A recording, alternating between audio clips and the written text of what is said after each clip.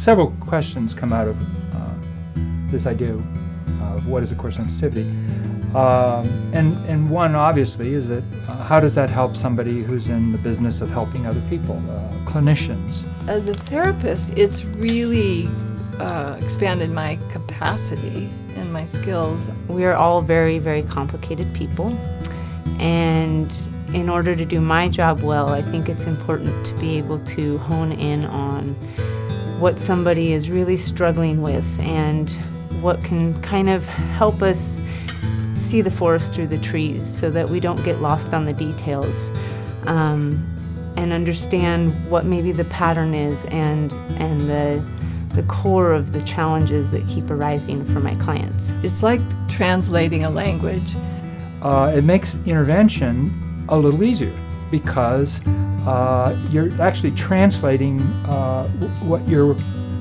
you're translating your information in such a way that it fits the internal working model of the person you're with. As they're talking about, their thoughts and feelings and behaviors, then I'm more able to have a sense of this internal world, of what they're trying to essentially protect. What I learned over time is that when I understood somebody's internal working model at that level, their core sensitivity, that certain things are, by the nature of their model, more engaging, more soothing, more acceptable, made more sense, stated one way than another. The 3-day core sensitivities training provided a framework for me to understand some things that I feel like I've always known about the ways that I avoid pain to stay in connection. We all have a hot spot like the stove that we're going to avoid and stay away from and protect. It really helped me understand my husband. It helped me understand myself more so that I could communicate better what was going on for me when we were having a hard time. The problem is that many of us struggle in ways we would have no way of understanding.